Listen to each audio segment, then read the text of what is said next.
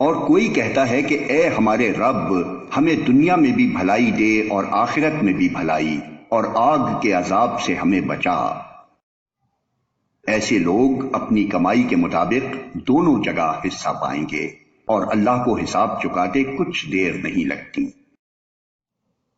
یہ گنتی کے چند روز ہیں جو تمہیں اللہ کی یاد میں بسر کرنے چاہیے، پھر جو کوئی جلدی کر کے 2 ہی دن میں واپس ہو گیا تو کوئی حرج نہیں، اور جو کچھ دیر زیادہ ٹھہر کر پلٹا تو بھی کوئی حرج نہیں، بشرطے کہ یہ دن اس نے تقوی کے ساتھ بسر کیے ہوں۔ اللہ کی نافرمانی سے بچو اور خوب جان رکھو کہ ایک روز اس کے حضور میں تمہاری پیشی ہونے والی ہے۔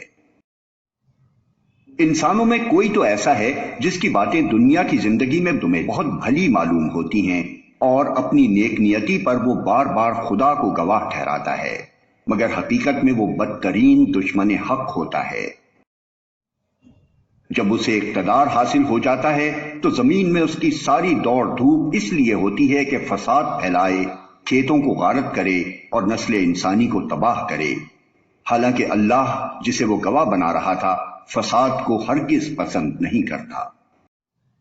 اور جب اس سے کہا جاتا ہے کہ اللہ سے ڈر، تو اپنے وقار کا خیال اس کو گناہ پر جما دیتا ہے۔ ایسے شخص کے لیے تو بس جہنم ہی کافی ہے، اور وہ بہت برا ٹھکانہ ہے۔ دوسری طرف انسانوں ہی میں کوئی ایسا بھی ہے جو رضائے الہی کی طلب میں اپنی جان کھپا دیتا ہے، اور ایسے بندوں پر اللہ بہت مہربان ہے۔ اے ایمان لانے والو، تم پورے کے پورے اسلام میں آ جاؤ، اور شیطان کی پیروی نہ کرو کہ وہ تمہارا کھلا دشمن ہے۔ جو صاف صاف ہدایات تمہارے پاس آ چکی ہیں، اگر ان کو پا لینے کے بعد پھر تم نے لغزش کھائی تو خوب جان رکھو کہ اللہ سب پر غالب اور حکیم و دانا ہے۔